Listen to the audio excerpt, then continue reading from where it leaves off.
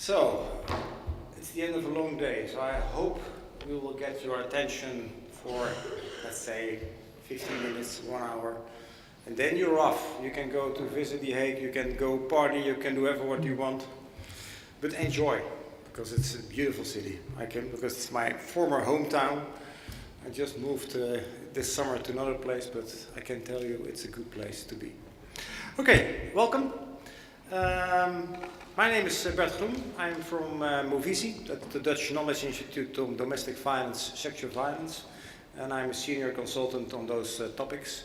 And I'm also the president of the European Family Justice Center Alliance, and we will tell later more about the alliance and the structure and the topics. Welcome.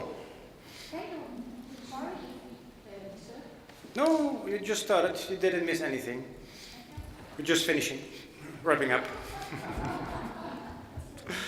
And my colleague is Mrs. Pascal Frank. She is from Belgium, and she is running the Family Justice Center in Antwerp, and one of our pilot partners in the project that we did during the EU project. Okay, let's see if everything is working.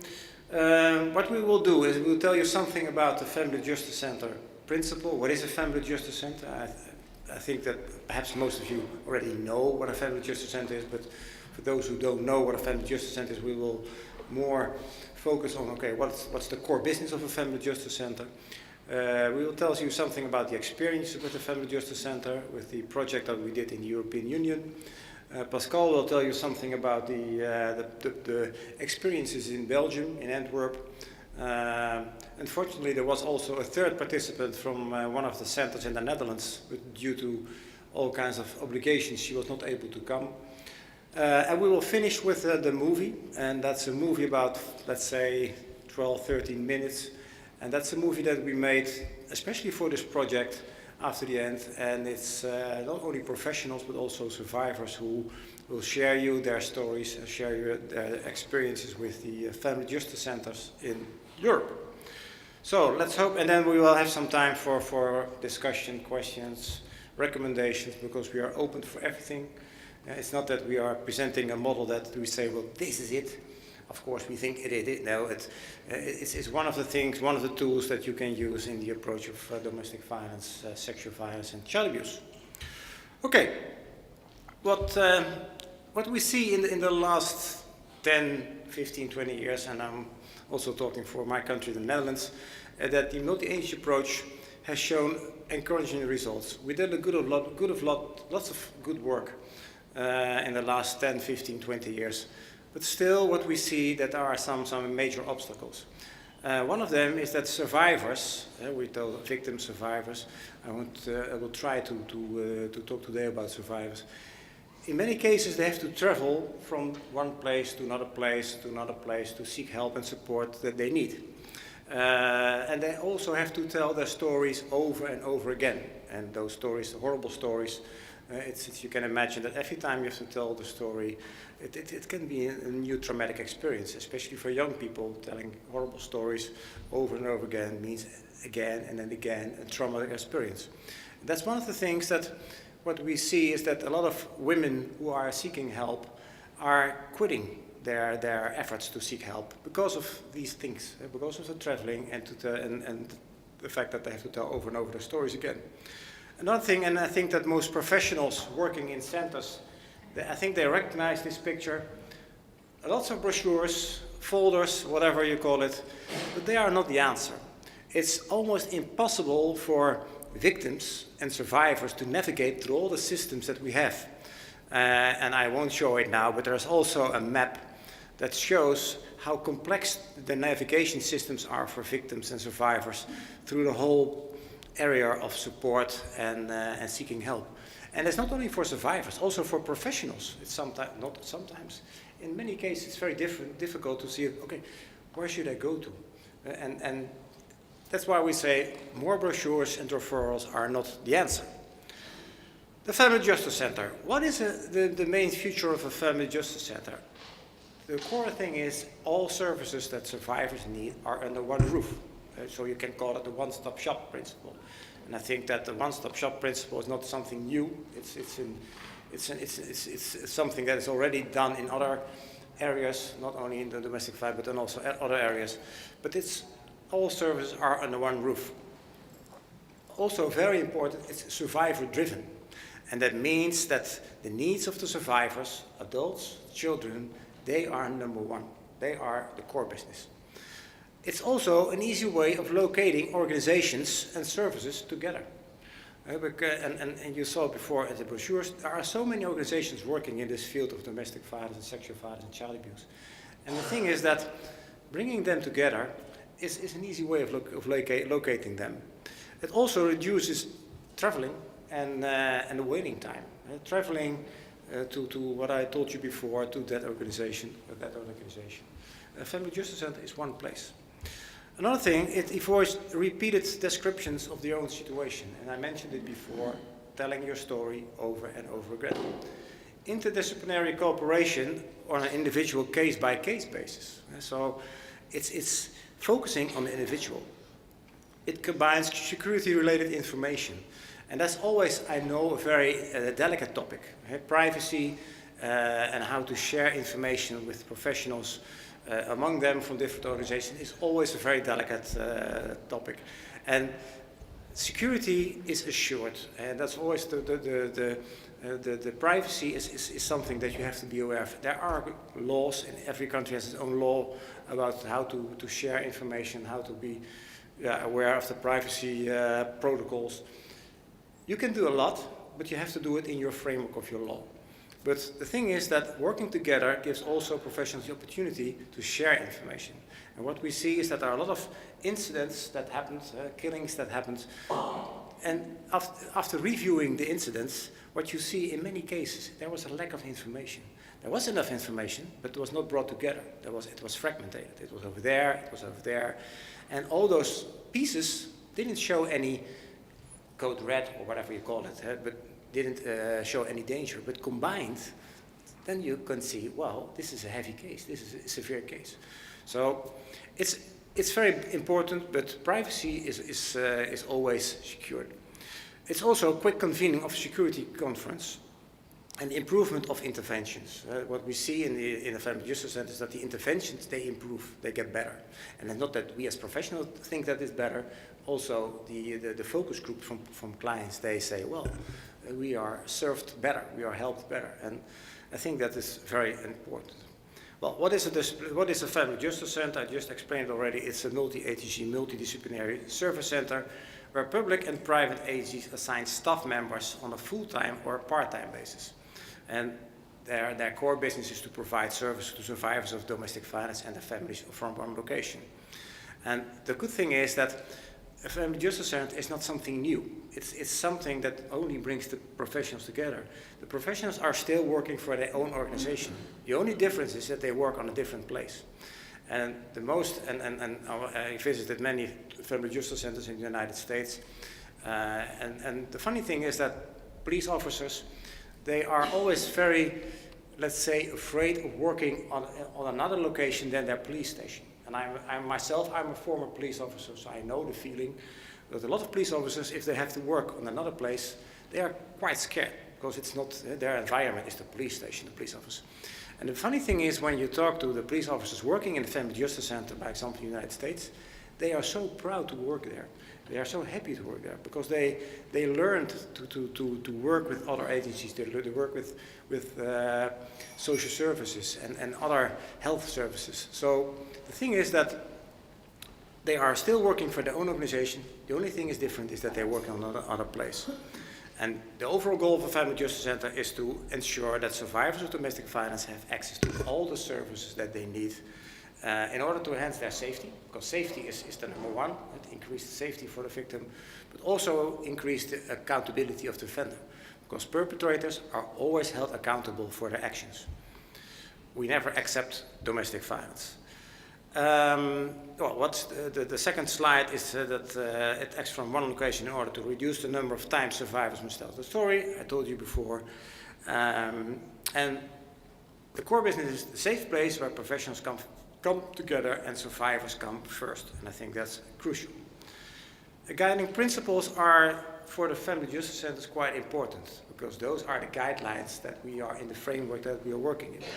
And the number one, I told you before, is that it's safety focused. It can increase safety, it promotes healing and foster empowerment through the services to victims and their children. And I say victims and their children, and it's like the family.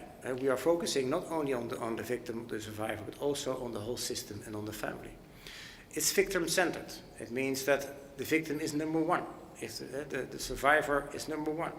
When she is entering the building, it's like an environment that it shows that she's welcome, and she's more than welcome. So it's a very friendly, open environment, and there are certain centers in the United States. If you walk inside, you think, wow, this is beautiful. But just to show survivors that they are number one, that they are somebody, and I think that's very important. Also survivor-driven. That means that all the services that are shaped by asking the clients what they want. And I can't say it enough, and you heard it, I think, yesterday and today during sessions, plenary sessions, also in workshops. As professionals, we have to listen to the voice of the survivors. And I'm a former forensic interviewer for children who are exposed to sexual abuse or other severe crimes. And the thing is, listening to the child is the same. They can give you so much information, and that means it's the same for survivors. They can give you so much information, and instead of professional thinking, okay, I know what the best is for her or for my client, they have to listen to the voice of the survivor, because he or she can tell exactly what she wants. You have to ask, and you have to ask the right questions. But that's very important. Empowered. It offers survivors a place to belong even after the crisis intervention, and also when the services are no longer available.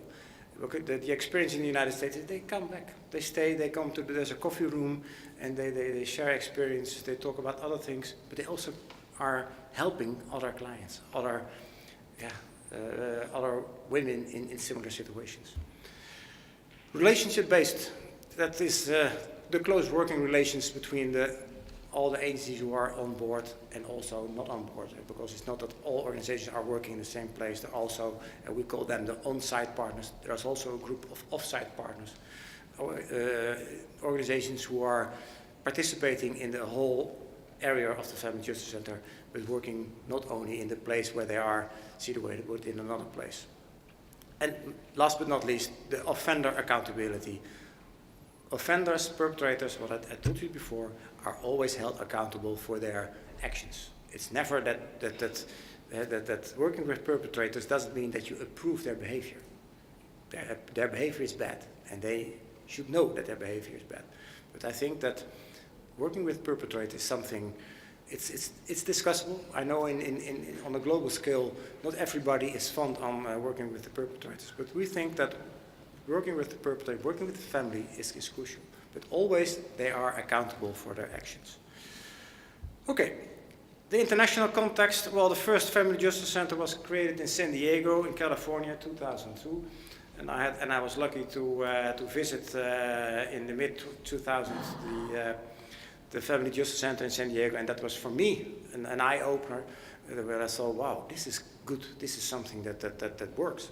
One of the main things in San Diego when they started the Family Justice Center was that the number of killings went down enormously.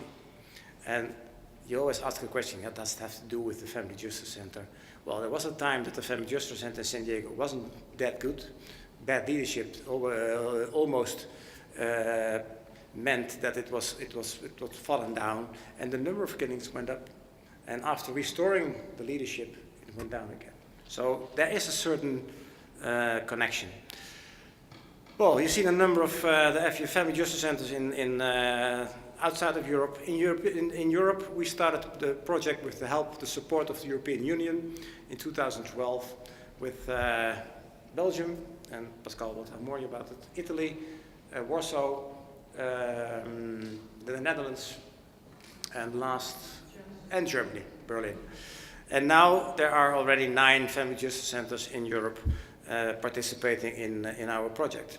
Well, partners who are on site, I don't think I'll have to explain this side. You can see who are. Police is a very important partner, prosecutor, because there's a mixture between law and the social support services. And we think that the involvement of the police and those who were yesterday present during the plenary session, you can hear the police officer from the Netherlands talking that the police is a very important partner in the approach of domestic violence.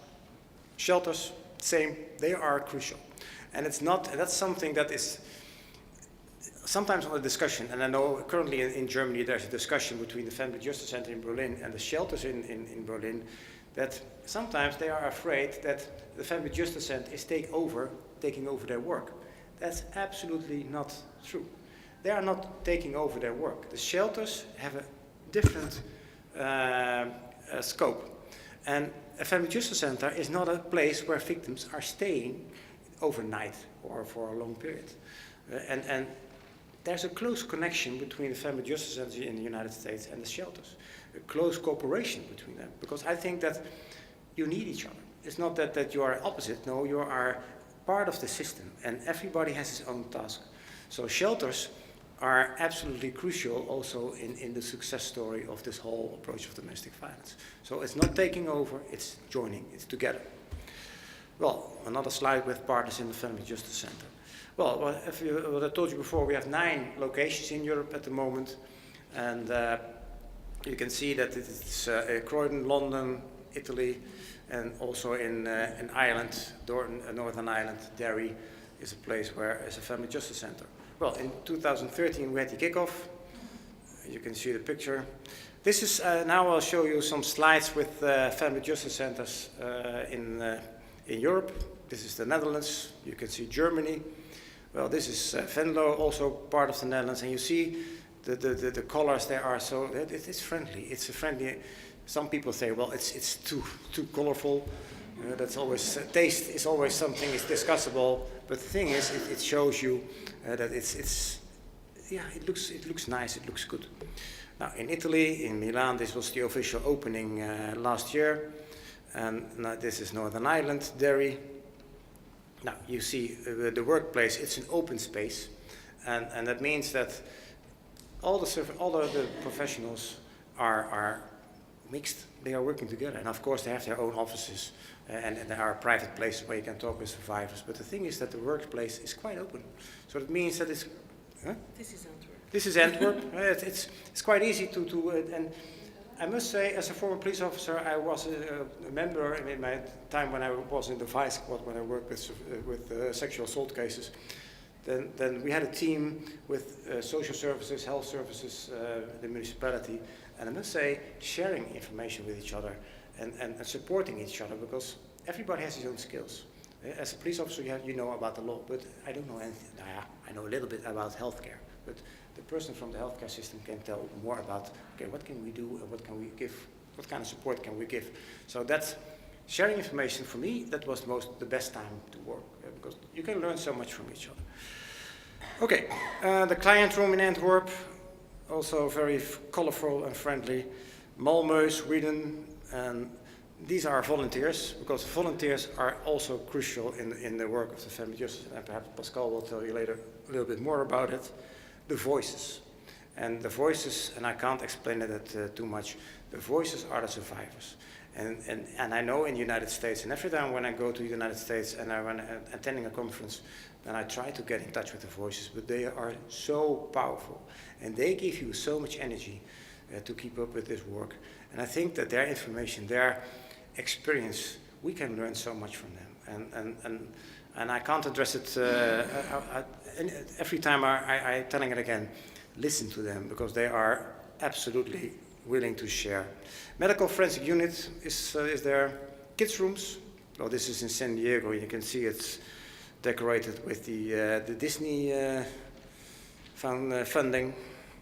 Well, this is the future, and a specialized court in the Family Justice. And I'm using this slide because in one of the centers in the United States, they built a courtroom, and it's not a real courtroom.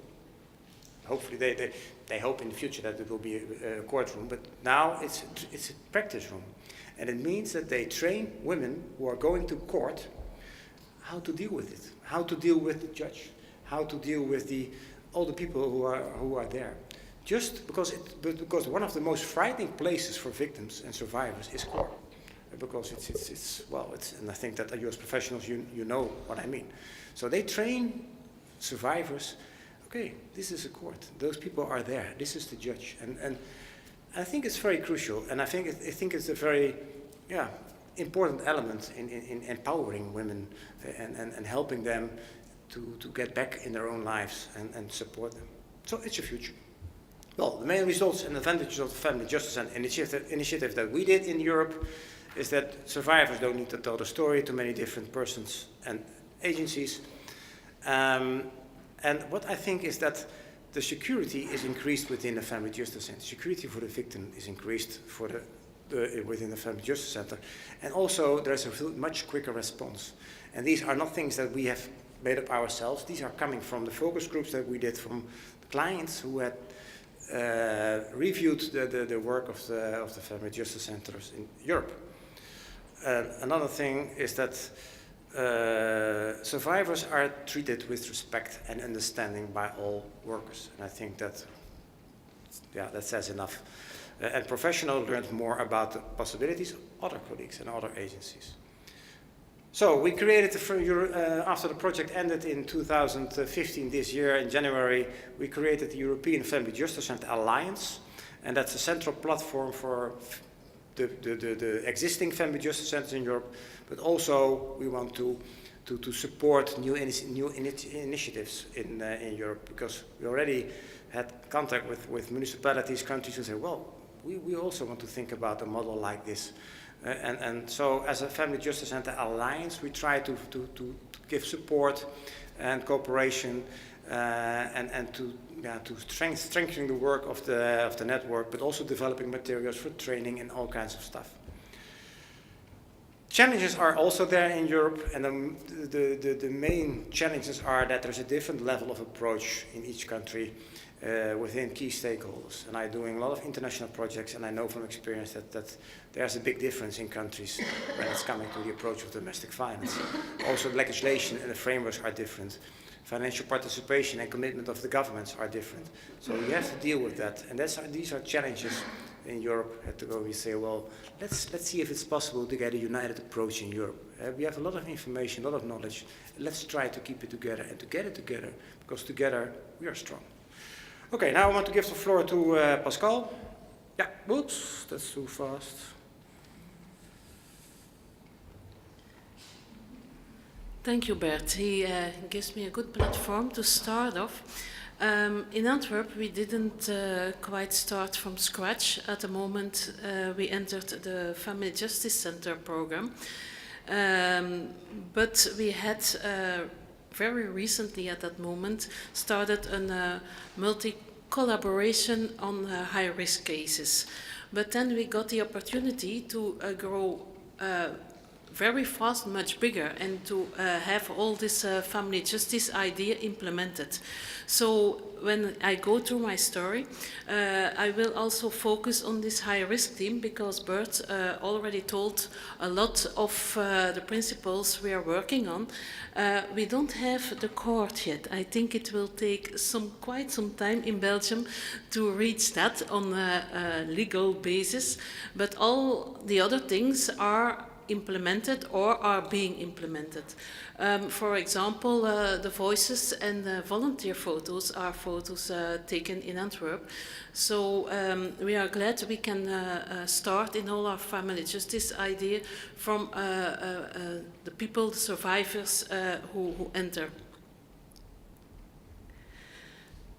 One of the things to have all those services on board, like prosecutor's office and police, City of Antwerp and other more formal organizations, we draw a picture of what a victim has to do to find help in the larger city, the surroundings of Antwerp. Antwerp in Belgium isn't that big city, but even though we saw that victims had to travel a lot. It's as Bert told you. And you have the yellow part is, for example, when you go to justice. You have the blue part when there are also problems with your children. But we saw that victims had to travel a lot. We made research at that moment in 45 cases of severe domestic violence, and we saw that there were 48 organizations or teams involved, and most of them didn't talk to each other. So that took a lot of effort, but also mental strain from survivors who are at the moment of disclosure feeling very alone, and the dropout is enormous at that point. So I don't go into all the details because Bert gave us a good idea of the family justice, and we follow all those principles and also the structure. In Antwerp, we have started with a high-risk team, CO3. CO3 is a client-centered organization, and we put it especially in the front of the name, always to remember that we don't have to talk over the heads of our survivors, and we take the whole family in account, so that we have to talk with people and start from what they want and what they need. And that's why we put it in our name, also to remind, like for example, justice departments and public services, that it's about clients.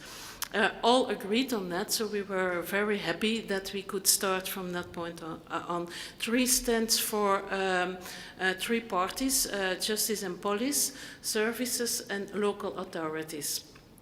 The whole Family Justice Center is run by local authorities, and 2 of them, the Province of Antwerp, which I and my colleague Anne are working for, and the City of Antwerp. We have a joint venture with 2 local authorities, so we can have this neutral position and keep everybody in position. Police, justice, social care, so we have a democratic way of working together, and we can also facilitate a lot of things, like the housing we need for the family justice, like some money to voluntary work, you name it, you need a lot of things, also the training, the team building, doing things with our volunteers, do empowerment. You need money and facilitating services, and that's a big role of the province and the city. All those in this yellow square are on board. In fact, at this moment we have 17 different organizations involved and on site of the Family Justice Center. There are, of course, victim support, women's shelters and women's aid, public social affairs, youth care, mental health care, a lot.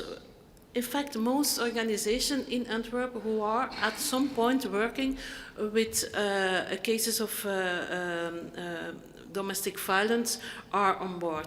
We work also on child abuse and elderly abuse, so we take in account all forms of violence, and in a lot of families we see partner violence combined with child abuse and so on, so we will look at the larger picture. When I talked about CO3, the high-risk team, they are in the right upper corner. These are families who have problems on a lot of domains, like housing, debts, substance abuse, migration problems. Often also people without papers enter here because they are often on a lot of levels in distress. The Family Justice Center at its whole will also work with a high-risk situation, but where there's only the aggression. It sounds a little crazy when I say it that way, but families who don't have that much multi-problem situations, but also where the violence isn't that big, but where you have a lot of problems who can trigger violence. So the Family Justice Center will look at a larger target group than the high-risk team. So this, I want to focus a little on the high-risk team because we have a chain approach for them. And this is an approach where we have every week round tables, and all professionals involved in situations of these high-risk multi-problem situations will gather information, and we will work on security. Also important is that we have, in these cases, the voice of every family member. We will hear the children. The mother-in-law, who is every afternoon in the house, will be heard. Also perpetrators. We also will listen to the story of the demands of the perpetrators, because there is also a solution in stopping the violence and stopping further recidivism. Even when the perpetrator is in prison, we of course take safety measurements. There can be detention, there can be a barring order. Even when the perpetrator is in prison, we try an outreach to have contact and to look what we have to do on his level to stop the violence. When all information is shared, we talked with all family members.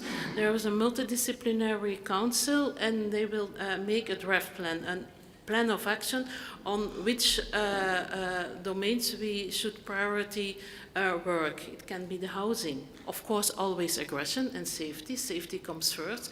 But it can also be problems with the youngsters in the house. Often youth court is already involved. Children may be already in custody, but we will take everything in consideration. How can we, and the basic idea is to strengthen the people to go on without violence and with less problems on all these life domains. We have also a case manager at that moment who is the one-to-one contact with every family member, and he follows on a very intensive basis the whole process until we can say, okay, violence stopped, and we can be sure for at least sometime in the future. We will also have quite a period afterwards that we'll still contact the family members. For example, after 6 months after we finished the follow-up by the case manager, we will reach out to hear, is still everything okay? If not, we start over again. We did profile analysis at some point, like Bert told you. We listen a lot to people coming in. We have programs with where we ask people what did work. We do it in advance, but also afterwards, because we can every time invent ourselves again to be better in the answers we can give. But we monitor also on a lot of other levels. We don't have much money for scientific research, but we try with students and whatever we can find to have some scientific analysis. In these cases, on 195 cases, we saw in those families 222 offenders and 349 survivors, so victims of the violence. That means that often in one family, more people are taking a role as offender or are being abused. That's also very important. In the high-risk team, we mostly work with 6 to 7 people of one family. For example, at some time we had a family entering, but the perpetrator had 2 families and they lived above each other. So you have 14 or 16 people entering the system at that time. Life domains most at risk are social functioning, the network, very much isolation. You all know these things. Psychological functioning is quite high, and also problems with children and certainly upgrowing children.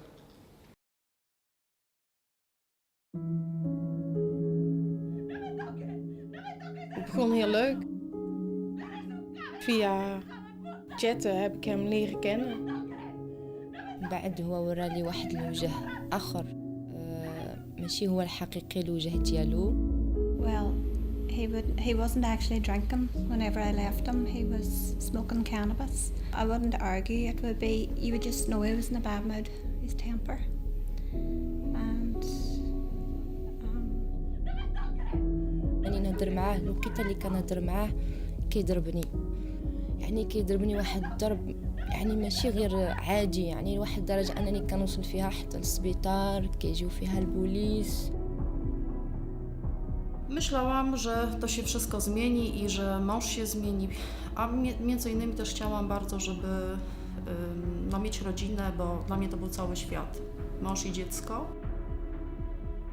بزاف تاع الحوايج بقيت كنقول يمكن يكبر الولد غنشوفو احسن، يمكن تبدل، يمكن بزاف الحوايج بالعكس كيزيد يولي اسوأ اكثر من اللي فات.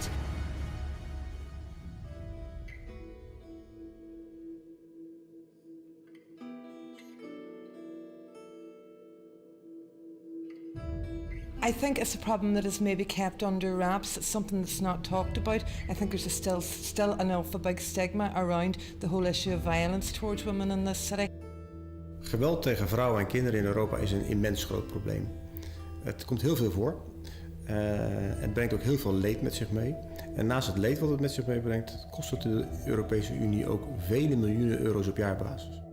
It is a very big problem that doesn't just apply to the immediate victim. Since I've become a judge, one of the things that has struck me are the similarities in the backgrounds of certain types of offender, which frequently result from exposure to domestic violence within the home at a young age. De kinderen zaten in de huiskamer te spelen. Toen deed ik open en hij kwam meteen binnengestormd. Dus ik zei nog rustig, de kinderen zitten hier binnen. جلسنا في الدار انا والولد بلا ماكله بلا حليب بلا بامبر بلا حتى شي حاجه. Ik bedoel, die kleintjes die waren erbij, die hebben dit gezien. Die hebben gezien dat hij met zijn been op mijn... Hij ging met zijn knie op mijn keel zitten. En ik lag daar op de grond en ik hoorde de kinderen schreeuwen, mama, mama. Helaas vinden er binnenhuiselijk geweld ook heel veel dodelijke incidenten plaats.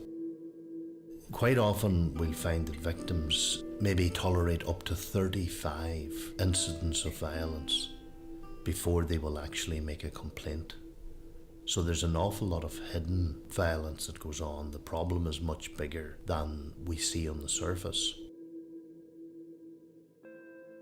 Berlin ist eine riesige Stadt mit 3,5 Millionen Einwohnern. Es ist so, dass wir in Berlin ein sehr großes Hilfesystem haben. Es gibt 6 Frauenhäuser, 5 Beratungsstellen, aber alle diese Stellen sind eben nicht an einem Ort.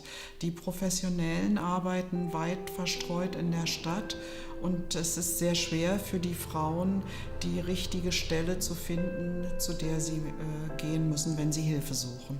it's very hard whenever you're on your own and you're trying to go out and do everything for yourself. Die meisten Personen, die in die Gewaltschutzambulanz kommen, haben akut sichtbare Verletzungen. Die haben Schmerzen, die stehen noch extrem unter Schock, die sind traumatisiert.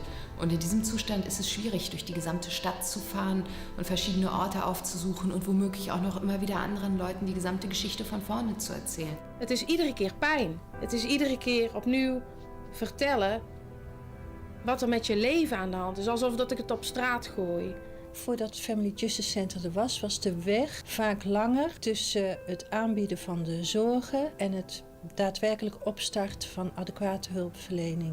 Omdat er eigenlijk geen gestructureerd overleg bestond tussen parket en politie enerzijds en hulpverlening anderzijds. Nella nostra cultura non è molto comune lavorare insieme, soprattutto servizi pubblici diversi, ognuno fa il proprio pezzetto. Als politie zijnde komen we bijna altijd te laat in dit soort casussen en dan is het al helemaal geëscaleerd. We werkten toen eigenlijk op een eilandje. Wij bekeken enkel de strafbare feiten. We hadden eigenlijk heel weinig informatie over welke hulpverlening er al eventueel binnen het gezin werkzaam was.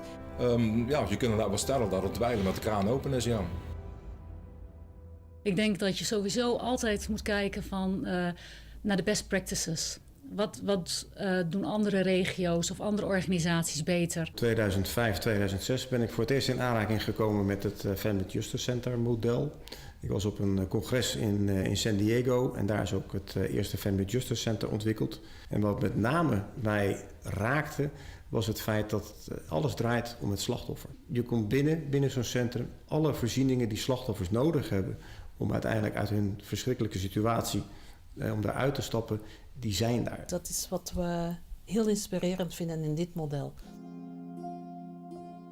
One-stop shop. Ik vind het echt veel beter dan dat we tot dusver deden. Und ich habe von Anfang an gedacht, das wäre perfekt. In der Medizin gibt es ja diesen Ansatz, immer alles zusammenzuziehen und unter ein Dach zu setzen, dass man so Exzellenzzentren hat. Und das Family Justice Center ist in meinen Augen genau das. Man bündelt die gesamte Hilfe an einem Ort, um das so niedrigschwellig zu machen, dass die Menschen es dann auch annehmen. And it would be a great move forward in terms of allowing everybody to embrace justice as their right and allowing the Justice Department to embrace victims as their responsibility. Dus we hebben de stoute schoenen aangetrokken, een project geschreven voor de Europese Unie. En uiteindelijk is ons project gehonoreerd. Quindi questo è stato il primo pensiero che abbiamo avuto, che sarebbe stato un po' difficile da realizzare in Italia. Omdat er toch enorm veel organisaties op dezelfde lijn moeten gezet worden qua aanpak van intrafamiliaal geweld. Maar ze moeten ook allemaal in staat zijn om zich te verplaatsen naar één gebouw en daar met z'n allen samen te werken. En dat leek mij in het begin praktisch niet haalbaar. Quindi ci sono vincoli culturali e anche vincoli formali che fin dall'inizio ci ha fatto pensare a un modello di Family Justice Center diverso da quello statunitense. Ik sta er soms nog van versteld hoe ver dat we ondertussen gevorderd zijn om dat te bereiken. Dat maakt het ook bijzonder, want we spreken dus niet met alleen een slachtoffer of alleen een pleger van huiselijk geweld, maar we spreken met alle partijen met de intentie om meteen vanaf het begin te gaan kijken hoe we in verbinding kunnen zijn en hoe we de relatie van het gezin centraal kunnen stellen. Het bijzondere hier vind ik de bijna unieke samenwerking, zou ik zeggen, tussen politie en justitie en hulpverlening. Dan is dat zo'n gesloten eenheid waardoor je elkaar ook heel krachtig in positie kunt houden. Quando ha capito cosa fare, può sporgere denuncia, cioè deve avere la certezza e la convinzione che con la denuncia lei può andare avanti. I was so down at that time. I would have slept in the clothes that I was wearing during the day. That's how bad it was. Hij was weg en toen dacht ik van nou ga ik. Alles achtergelaten, een paar kleertjes gepakt, de auto in en weg. Toen heb ik hierheen gebeld en binnen een uur kon ik terecht. Went down to Women's Aid and it was brilliant. I couldn't do it now, but at the time it was like heaven, it was brilliant. Er waren meteen de mensen die nodig zijn voor mijn situatie. Die waren er. Ze regelen alles, ze helpen je, financieel, alles. Er zitten hier ook specialisten die juist ook weten wat het voor de kinderen betekent. Want ik merk het wel dat ze 's nachts wakker worden bijvoorbeeld en dromen. Of dat Kevin heeft laatst weer een keer in bed geplast. Dat heeft hij nooit meer gedaan. Mamy u nas dyżury funkcjonariuszy, kobiety są bardzo z tego zadowolone, zdecydowanie wzrosła liczba takich kobiet, które chcą składać zawiadomienie. È un punto di riferimento perché permette loro di giungere anche in modo molto riservato, nel senso non è un posto in cui possono incontrare persone anche del territorio, no? Essendo un posto molto riservato e chiuso, si sentono anche loro più sicure e quindi affrontano magari un po' meglio la loro situazione. Dzięki tej współpracy, dzięki Centrum Sprawiedliwości w Rodzinie budujemy jakby na nowo osobowości tych ofiar, motywujemy do dalszego działania, do powiedzenia głośno przemocy stop. Also dafür, dass das Projekt erst seit noch nicht mal ganz einem Jahr existiert, wird es extrem gut angenommen. Im ersten Jahr haben sich über 300 gewaltbetroffene Personen an uns gewandt, um Hilfe zu bekommen. Fast die Hälfte aller Frauen, die zu uns kommen, nehmen die Beratung hier vor Ort auch sehr dankbar an. Mijn kijk op intrafamiliaal geweld was voornamelijk vanuit een strafrechtelijk perspectief. Maar ik heb gaandeweg leren inzien dat de strafrechtelijke aanpak dat eigenlijk maar het topje van de ijsberg is. Dat onder andere problematieken schuilgaan die dat eigenlijk mee moeten aangepakt worden. Wil je echt zorgen dat het geweld binnen een gezin stopt. Want je leert nu dus eigenlijk ook wat de andere partners allemaal kunnen betekenen. Je weet wat de mogelijkheden zijn, maar ook wat de onmogelijkheden zijn van de partner. Politie zorgt dat de case manager goed in positie blijft voor zijn rol als hulpverlener naar dat gezin. En wij zorgen dat we niet in de rol komen van politie of justitie. Dat is niet alleen leuk, dat is ook heel efficiënt. Door goede samenwerking zijn wij kostenbesparend en capaciteitsbesparend. We weten, huiselijk geweldgezinnen zijn gezinnen die makkelijk recidiveren. In Nederland zijn percentages tussen de 68 en 80% van recidive. En we hebben gezien dat door de interventie en de behandeling die wij een jaar volhouden met deze mensen, is het aantal recidieven gedaald tot nog geen 10%. En we merken ook dat de mensen daarna veel minder zorg nodig hebben als de periode die ze hiervoor gehad hebben. Dat betekent voor de politie heel simpelweg dat ik minder capaciteit kwijt ben bij een huiselijke geweldzaak. Het mooie van dit model is dat het toepasbaar is in alle landen. Wat je in Frankrijk, in Spanje, in Griekenland, in Slovenië of waar dan ook kan neerzetten. Gdzie każda komenda wojewódzka powinna brać udział w tworzeniu wspólnie z Fundacją Centrum Praw Kobiet lub z innymi fundacjami, żeby tworzyć takie centra sprawiedliwości w rodzinie.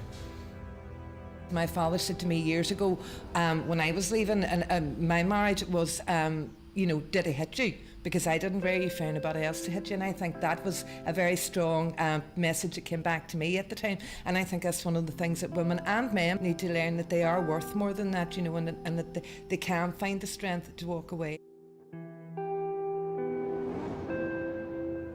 Ik merk nou ook aan mijn dochter dat ze heel anders is dan iemand was. Mijn zoontje, wat ik al zei, slaapt ineens door. Je merkt het aan de kinderen. عطاوهم لي انا وولدي الرعايه حمايه انا والولد ديالي كنقرا ولدي كيمشي للكريش الحمد لله كنقول نزيد نجتهد اكثر في نيدرلاندز باش نمشي نخدم. I naprawdę bardzo się podniosłam psychicznie i fizycznie, po prostu czuję się mocniejsza.